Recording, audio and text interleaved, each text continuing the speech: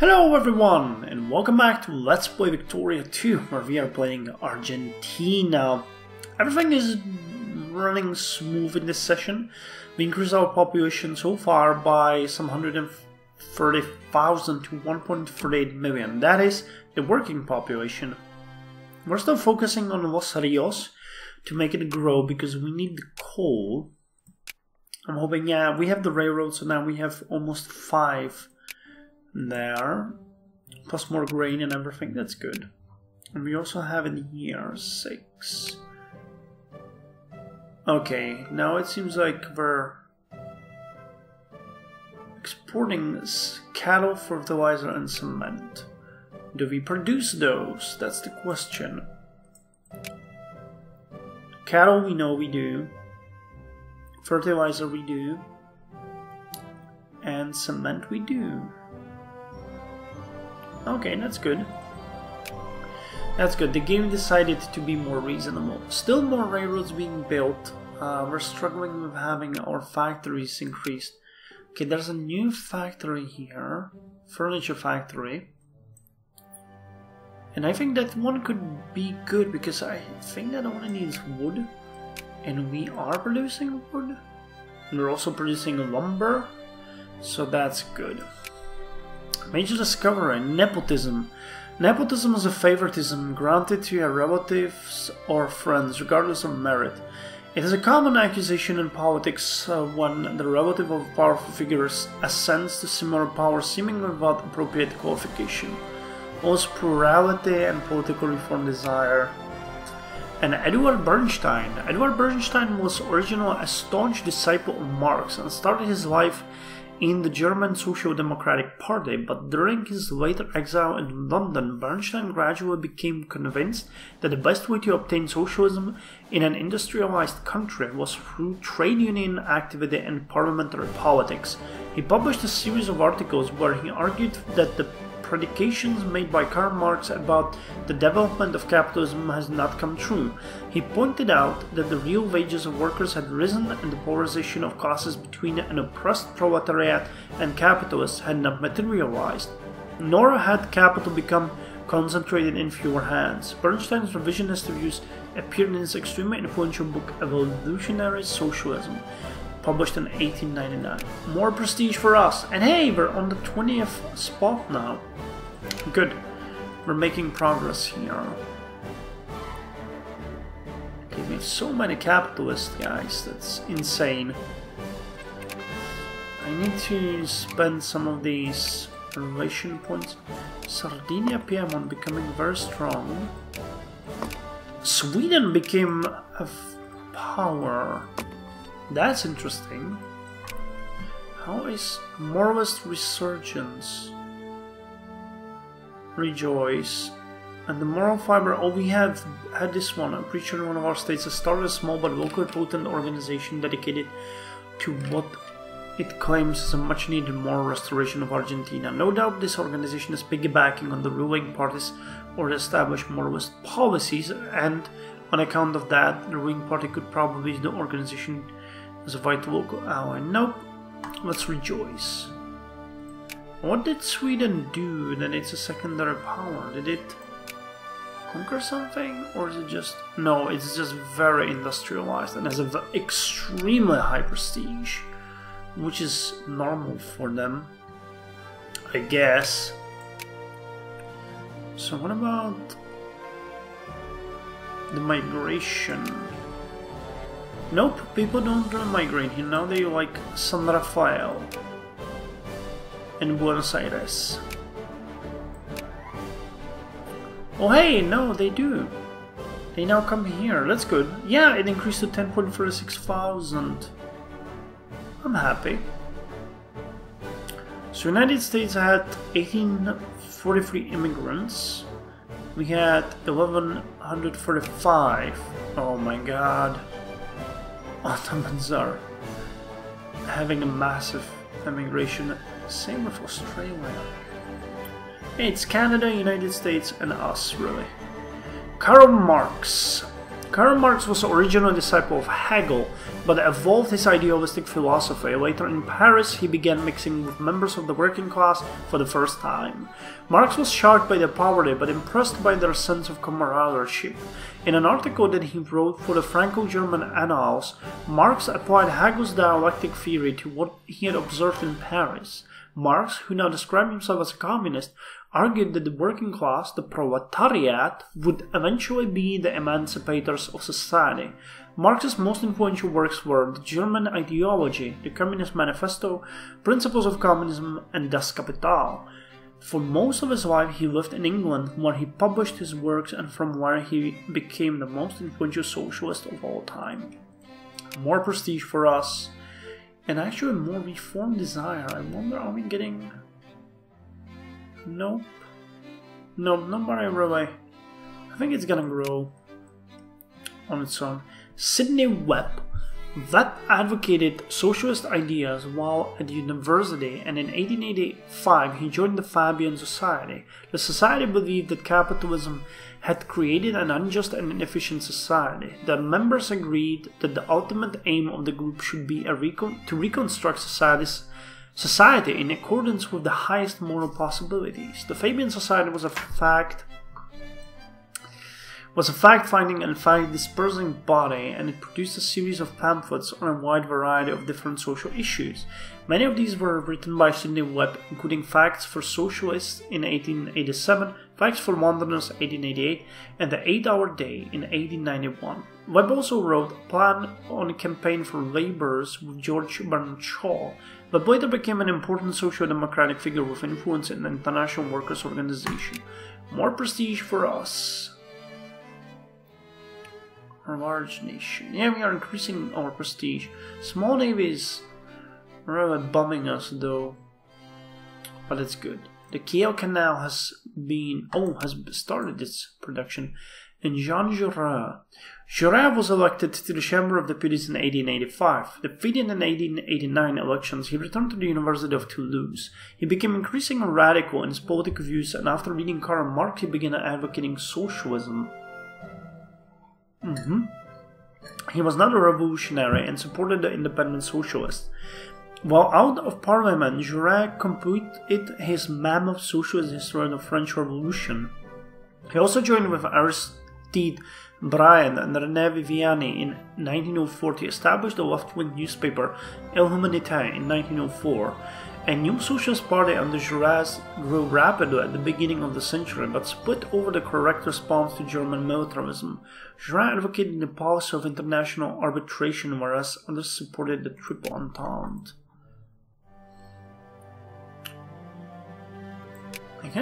I'm interested in the fact why no one is immigrating to the Empire of Brazil. Hey! We are now more powerful than the Empire of Brazil. Interesting. Nice. They have a much bigger population than we do, but we are much better. We have less prestige, just a step more, but we have way more industry and even stronger military. Upper house is rearranged. Immigration. Yeah, United States still attract more immigration. How's the war going? The war of British aggression is going well. But the Civil War is almost finished. Oh god. Chile declared war on us.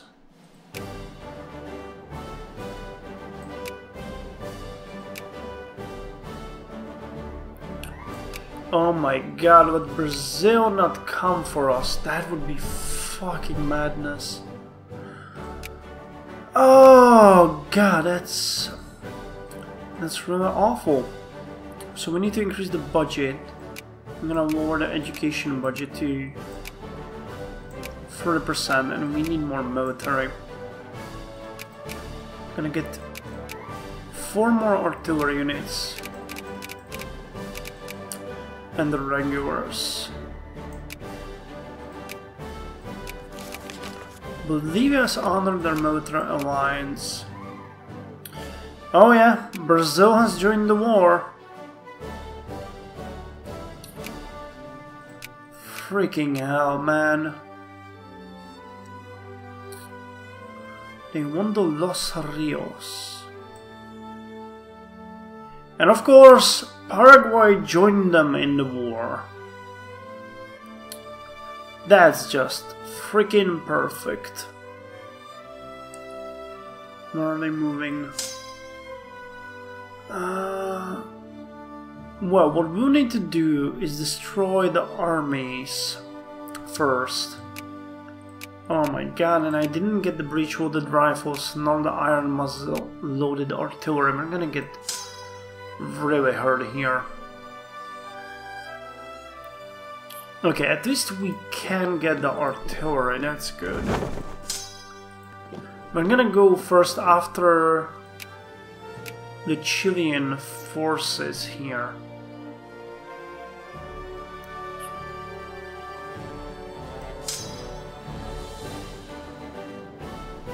13th of March.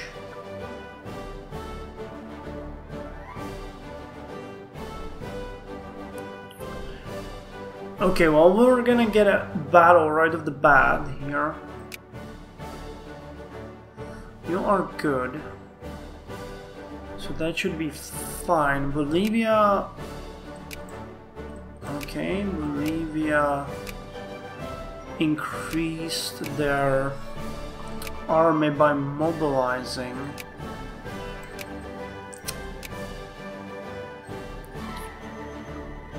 Well, one thing that this gives me an option with is to get a new war goal and actually snatch this province from them. The only problem is I don't even know if that's a great idea or a horrible idea. Okay, they have cannons and they have infantry, so how well will this go? Okay, it started well, but they got dug in.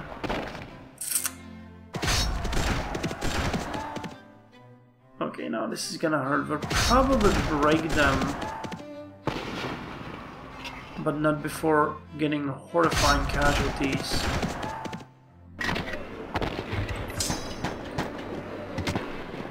Yeah, let's go to San Rafael.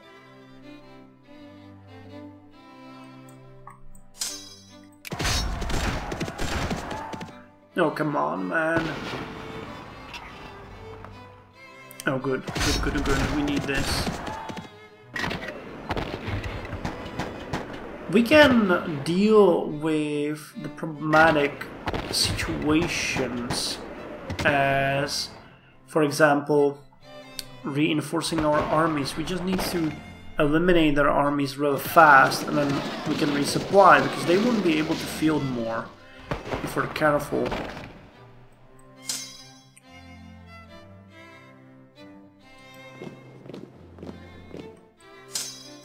Okay, yeah, this went fairly good.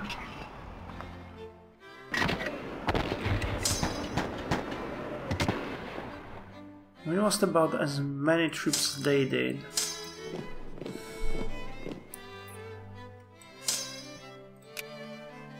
We'll have to follow them immediately after battle is finished to eliminate them. Okay, Paraguay is over there. Oh my god.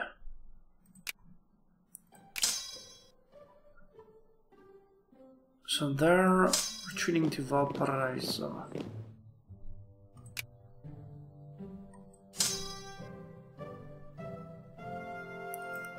We might be able to... Oh my god, we're not getting any regular clothes, so we are not getting more soldiers. God damn it.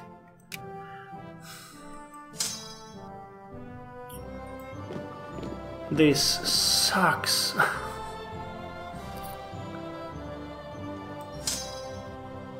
Well, let's eliminate this army and then send the unit down to destroy these guys. Okay, so now they're attacking us. So that's good. They'll probably get eliminated.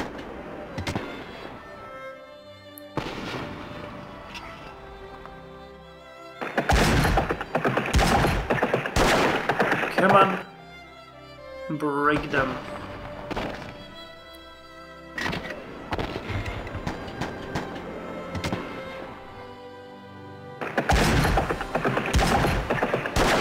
On the plus side, we might be very lucky with this war if we manage to do this correctly. Okay, did we eliminate them? Nope, they are retreating to Santiago.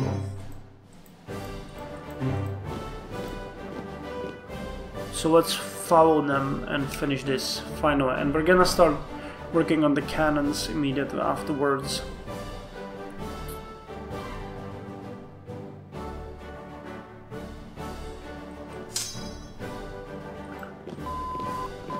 Okay, so nationalism and imperialism is done. And now we can start with the army. Iron muzzle loaded artillery, 12-pounder. Yeah, we'll need that. Iron artillery construction and army too. And then breech loaded rifles. So maybe the military plans, I'm not entirely sure.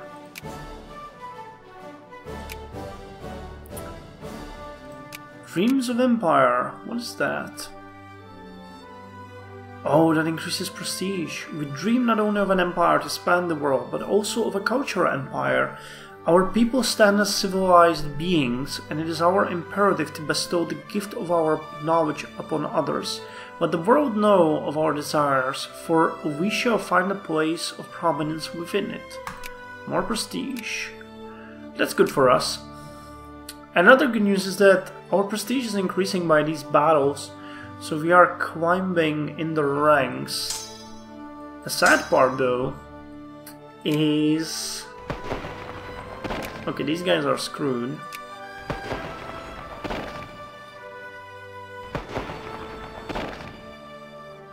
Yeah, we'll literally kill every single one of them.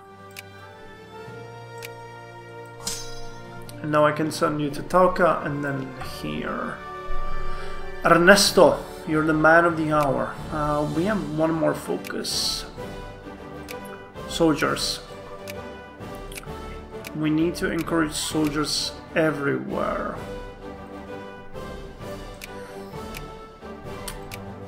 Because once we're done with this, we'll need to... oh my god, this is painful to watch. Yeah, they mobilized their army.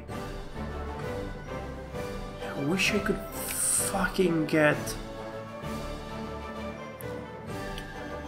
social spending. I'm gonna